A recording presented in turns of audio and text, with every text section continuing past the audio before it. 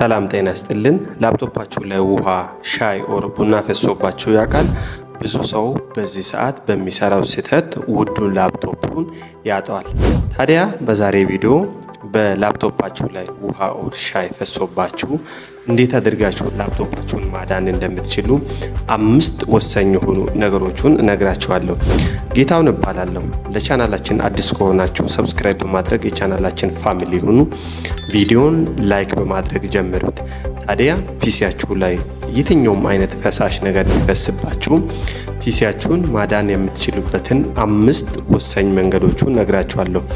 እስከ መጨረሻው ቪዲዮን ከተከታተላችሁት ላፕቶፓችሁን ማዳን የምትችሉበትን ጥሩ እውቀት እንደምታገኙ ተስፋ አደርጋለሁ።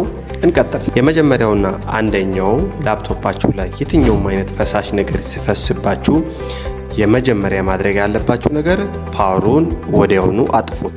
ያ ማለት ሻትዳውን አድርጋችሁ በራሱ ሰዓት እስኪጠፋ ድረስ አትጠብቁት።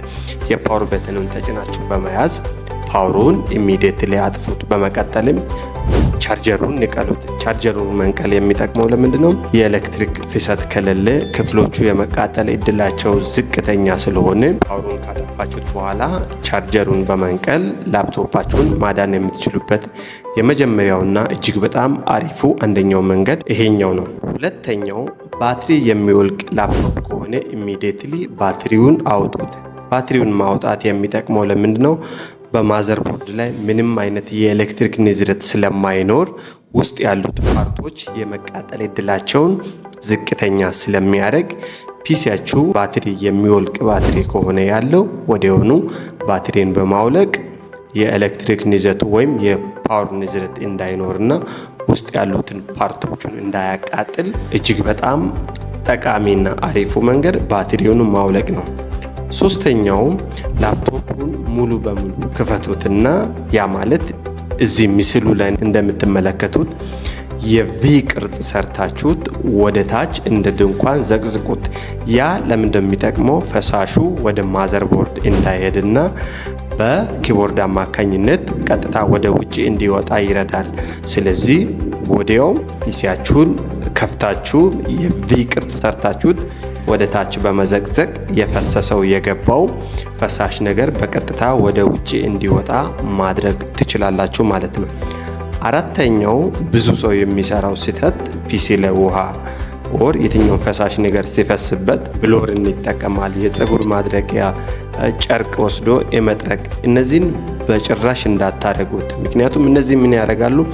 ብሎር ኦር የፀጉር ማድረቂያ ስትጠቀሙ ውሃዎቹ ወደ ተለያዩ የፒሲ ክፍሎች እንዲገቡ በማድረግ ኦር የተለያዩ የኮምፒውተር ፓርቶች እንዲቃጠሉ ስለሚያደርግ ምንም አይነት ብሎር፣ ፀጉር ማድረቂያ፣ የተለያዩ ጨርቆችን ወስዳችሁ በፍጹም ለመጥረግ እንዳትሞክሩት።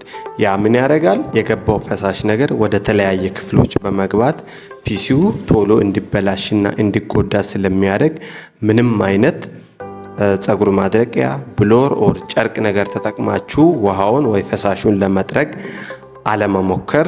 ይሄ አራተኛውና ወሳኙ ፒሲያችንን ማዳን የምንችልበት መንገድ ነው ማለት ነው።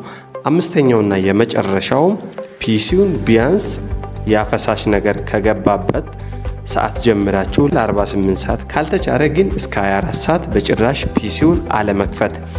ደረቅ ቦታ ላይ አስቀምጣችሁ እስከ መጨረሻው በደንብ እስኪደርቅ መጠበቅ አለባችሁ። በጭራሽ እንዳትከፍቱት። ከ24 ሰዓት እስከ 48 ሰዓት ፒሲውን ሳትከፍቱ መጠበቅ ግዴታ ነው። ምክንያቱም ያን ሰዓት ሳትጠብቁ የምትከፍቱት ከሆነ ውስጥ የገባው ነገር ስላልደረቀ የተለያዩ ፓርቶቹን የማቃጠል እድል ይኖራል ፓወር ሲያገኝ። የገባው ደግሞ ሻይ ከሆነ ስኳር ነገር ውስጡ ስላለው ቶሎ ወደ ባለሙያ ጋር ወስዳችሁ በአልኮል ኦር በተለያዩ ነገሮች መታጠብ አለበት። እነዚህን 5 መንገዶችን ተጠቅማችሁ የትኛውም አይነት ፈሳሽ ነገር ፒሲያችሁ ላይ ቢፈስ ወይም ቢደፋባችሁ ኢሚዲየትሊ ፒሲያችሁን የምታተርፉበት በጣም ቆንጆ መንገድ ነው።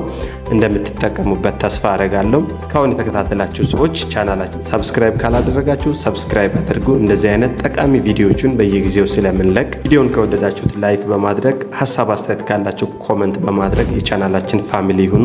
ቀጣይ በሌላ በአሪፍ ቪዲዮ እስከምንገናኝ ድረስ በያላችሁበት ሰላማችሁ ይብዛ። እናመሰግናለን።